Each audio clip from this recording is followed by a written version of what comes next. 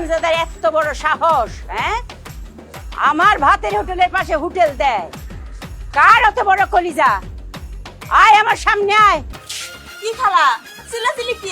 আরে আমি তো কোনো হারামজাদা হোটেল দেয় না, দিছে হলো হারামজাদি। আর ওই হারামজাদাটা হলাম আমি। আমার নামে hotel Bilkis hotel and restaurant. কেন আপনার কোনো প্রবলেম আছে? প্রবলেম তো অবশ্যই আছে।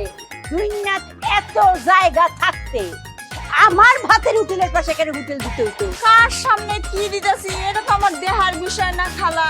এই জায়গায় ভালো একটা ঘর পেলাম তো হোটেলটা দিলাম। আর তাছাড়া বুঝলাম না খালা, এক জায়গায় দুই হোটেলের সমস্যাটা কি? আপা গো, মামুর বাড়ির সাহস দেখেছেন কত ধরনের বেয়াদ? হ্যাঁ, কথা বলছে আপনার সামনে, এক কানের নিচে দুটো থাপড় দেবো নাকি? এই, মাইয়া মানুষের লোক কেমনে কথা বলতে এটা আগে জানিস না? আগে শিক্ষা তারপর আমি কথা বলতে। আপা, মামুর বাড়ির সাহস দেখেছেন? আপনার সামনে আমাকে কিভাবে একটা জ্বর মেরেছে। মাঝখানে যে লাথি মারি নেই এটার জন্য শুকর আদায় কর।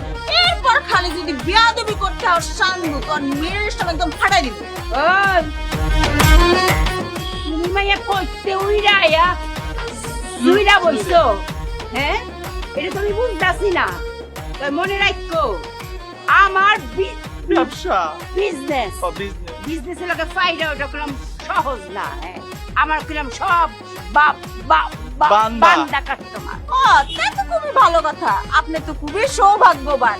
আপনার যদি বান্ধা কাস্টমার থাকে তাহলে আপনি ওগুলো হোটেলে বাইন্ধা রাখেন। আমার যদি ক্ষমতা থাকে আমি না হয় তারপরে আমার হোটেলে ছুটাই আনো।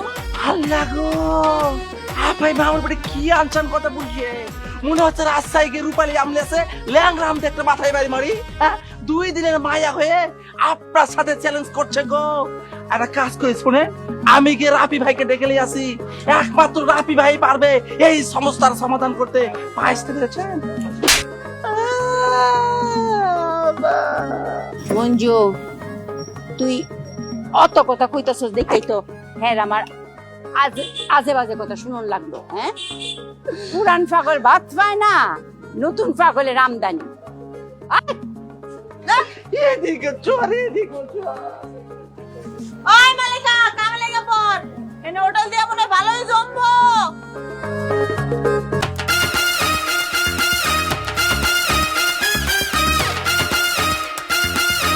তিনশো ষাট।